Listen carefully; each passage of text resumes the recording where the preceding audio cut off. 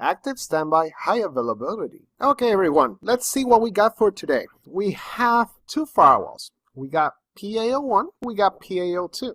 PAO1 will be our active unit and our highly available cluster. So we want to make sure that we have redundancy in our environment. We want to have to deal with an outage because this is a very, very critical device. This gives us internet access. This device will give us access to other resources such as the server environment. If you're connecting remotely, if you have a lot of users that are connecting remotely in order to hit your internal resources, probably are doing VPN services, and we want to make sure that is always up and active. So we're going to be configuring an active standby HA pair. In this scenario, or in this setup, we have two units. We have a unit that is going to forward traffic, it's going to do our routing and NAT translations are address translations. So this unit will basically do what every single function that the Palo Alto does. So this active unit will act as a normal Palo Alto. It will do all the normal forwarding decisions, all the policy enforcement,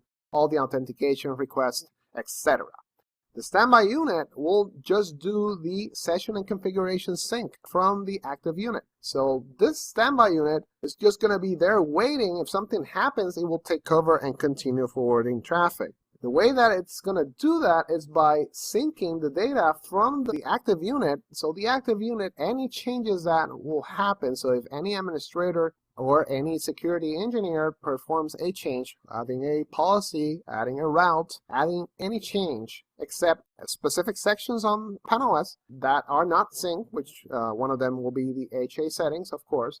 But everything else, everything that is done on the active unit will be synced to the standby, along with the sessions. And why it's important for us to have session synchronization between the two units. Anything that is being forwarded until that send and receive completes, this unit will hold that session. So this Palo Alto should have a copy of that session in case in the middle of a transmission, I don't need to re-session every single request. So if I go down, I can take over quickly and continue what the active unit was doing. We want to make sure that the standby has a copy of what the active was doing, and that is where we do session synchronization. We usually perform session synchronization via the high-speed chassis interconnect. If your unit currently has a high-speed chassis interconnect, most certain is going to be a higher end model, like the 5000 series. They'll come with a high-speed chassis interconnect, which is a QSFP interface, runs on 40 gig, and it does that session sync in active standby. In active, this unit will actually forward traffic. If for some reason the request came from one firewall, it needs to send via this link in order to reach the other firewall, because it might have the session established on the active and not the standby. So it needs to use that link to send traffic between the two units. But in active standby, I am sending session sync, and I am sending any routing decisions, etc. to the standby, so they have copy. So this unit will have copy of what the active unit was doing. So again, it's very straightforward. Configuring active standby will require, let's take a look at that. We have HA in active standby mode.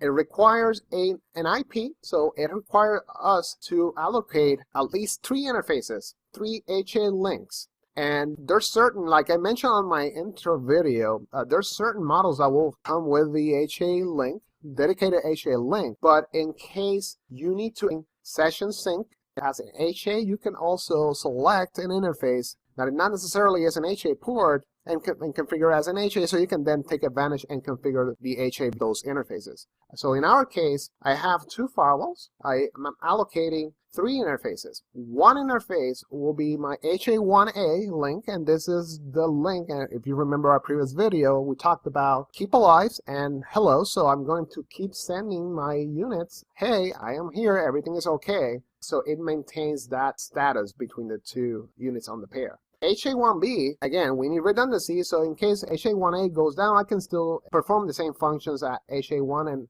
I will not have some sort of major impact. I will continue my cluster. I just lost one HA link. I can still use the other one, so we're good on that.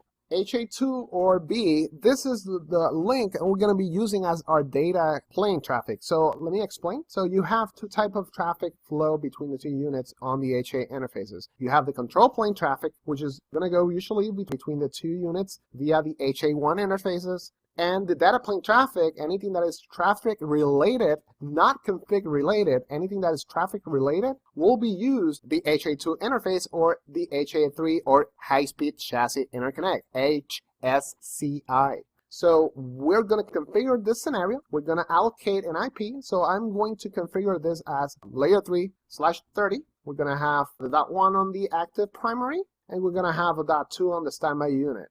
If you can take a look here, so I have both units talking to the internet via Ethernet 1/1. I have a local inside interface of Ethernet 1/2. So this faces the inside network. This interface is sitting on this subnet, the 10.0.0/24. And I also have another interface allocated to the same Ethernet 1/2. And remember, anything that is configured here will be mirrored here. So make sure that the interfaces that you allocate are exactly for the same purpose. So Ethernet 1.1 will do the outside. So you make sure that the redundant link on the standby firewall is connected to the same network via the same interface. Make sure that, because obviously it's not going to work, because then the active will send traffic, will send the configuration of whatever interface I have here to this guy, and if I'm not plugged in on the right network, I am not going to be able to forward traffic.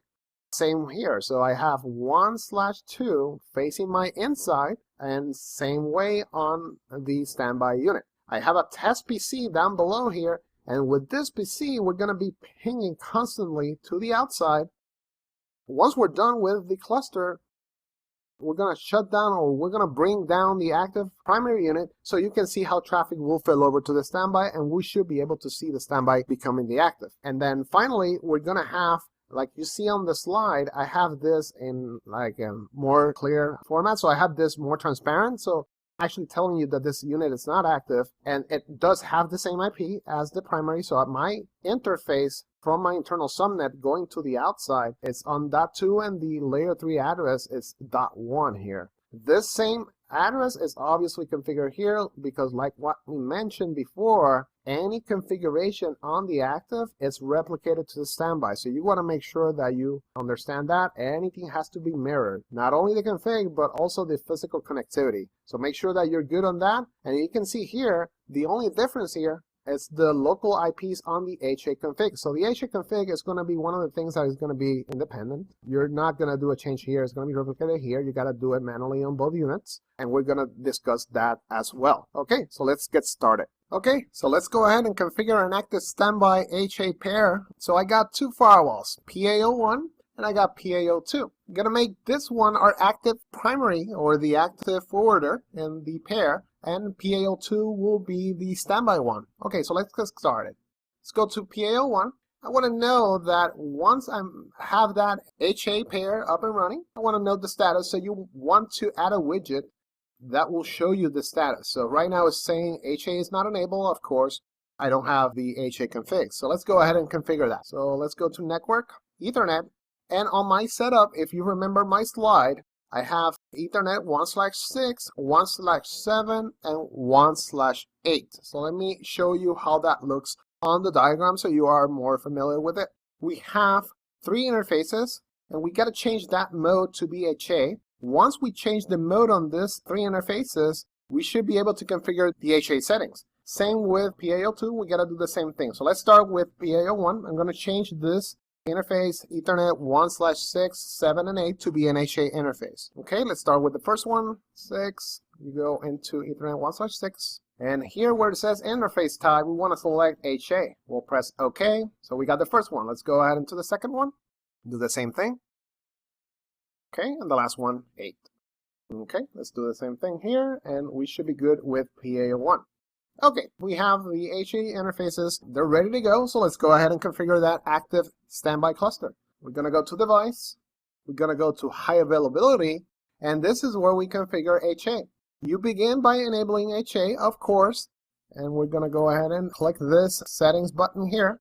And we're going to enable HA, and this is where we select group ID. Okay, your firewalls, they belong to the same group ID. So that's how the Palo Altos know that both of them are actually on the same pair. Not only that, the group ID So when you have a cluster, the group ID also generates the MAC address that is associated to the cluster itself. So there's going to be a virtual MAC address that is referenced on both units. So you can do that load sharing without having any duplicate IP. So there's going to be a virtual MAC address that is going to be created or generated once we do this configuration. So you got to make sure that the group ID matches between the two units so they can belong to the same group and they can see each other and exchange the HA configs and bring the HA links up and running.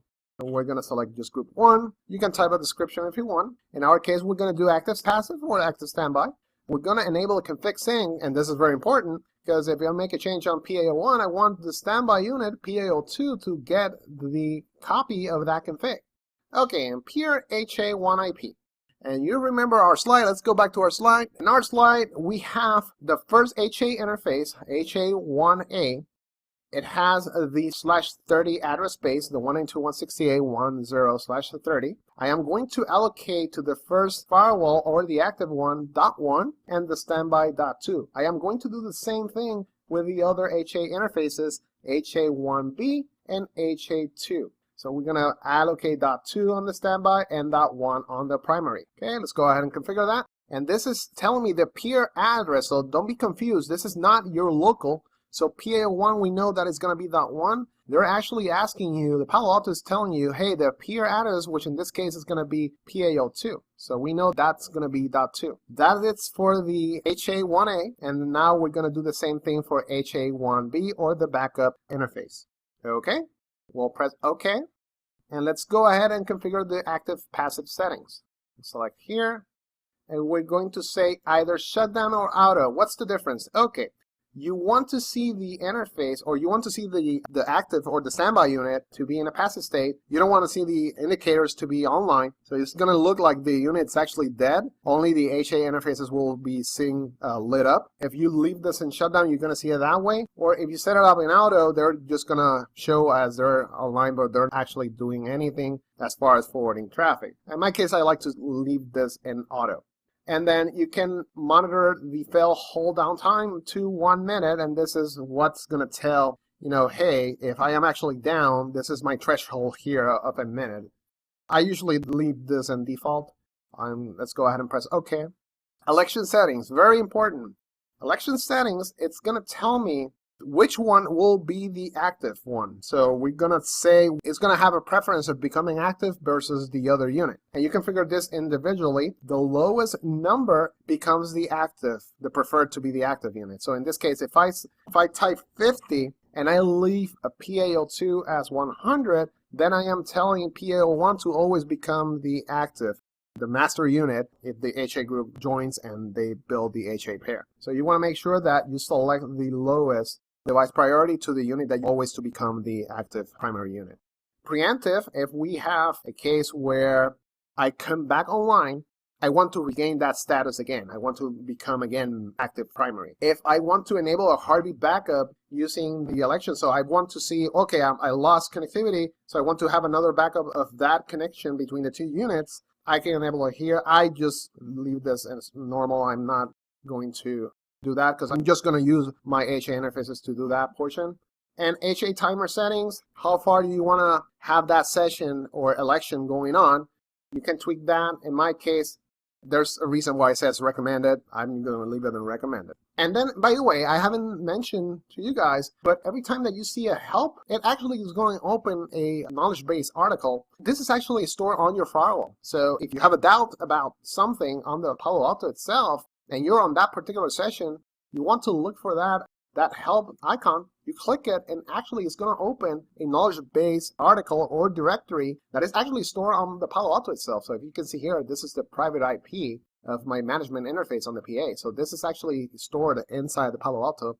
This is actually very good to double check your settings. If you have some doubts, you click on help and you should be able to see the information regarding what you're configuring. Okay, let's go back, press OK here. We're going to leave PA01 to be the preferred one because we assign a lower device priority. Control link H1. This is our first interface, and we have to configure those IPs to each individual interface. And this is the IP of my second unit. I need to configure that one on each HA interface. So beginning with HA1, which is this guy. This will be that one. So let's go ahead and configure that. And we're gonna then select the interface that will become HA1, which in this case is the first one, 16. Okay, I am making it a layer 3, so they're gonna exchange that heartbeat using that point-to-point. I don't need to select the gateway because I just want them cross-connected. If for some reason you have the other unit doing HA layer 3 and you're using routing to hit the other firewall because it's not actually on the same location, then you can select the gateway and then it should be able to find the other member of the HA link by looking at this IP. In this case, I don't need a gateway, so I'm gonna leave that in blank. Encryption, so if you want that traffic, that HA traffic to be encrypted, you can select encryption, but in our case, because we're not going over another network in order for us to build the HA communication, I'm just cross-connecting both units, I am not gonna enable encryption. I'm gonna press OK. Let's do the same thing for the backup. Select here. And we're going to select port 7, that's our second port, which will be the HA backup. And we mentioned that our peer is .2, this guy will be .1. And again, I am not doing any sort of routing, so I'm just going to leave this here. Press OK. Let's go ahead and configure the data link side.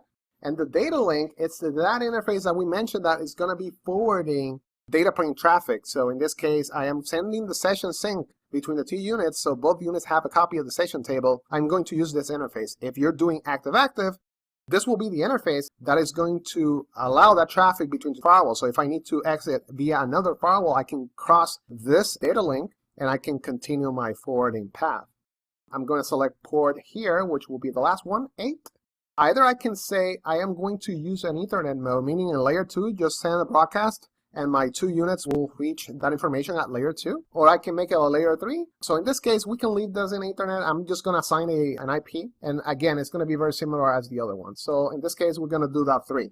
And again, I don't need to have a gateway because I am cross-connected. HA2 keep alive. Yes, I can have an HA2, this interface also to be a keep alive interface, but in this case, I'm just going to use as my data plane interface, or my data plane traffic between the two cluster members. So I'm just going to leave this unchecked. Press OK, and we should be good. Let's go ahead and enable the HA by committing all my changes. And we'll configure the same thing on PAO2. Same thing, network, interfaces,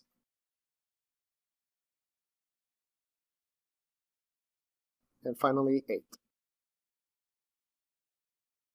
We are good on the interfaces. Now we have the interfaces. If you don't do this, and you try to configure the HA setting, you're not going to see those interfaces available for you to choose. So you got to make sure that you allocate first your HA interfaces if you don't have dedicated HA. We will be completing the HA configuration in our next video, ActiveStandby Part 2.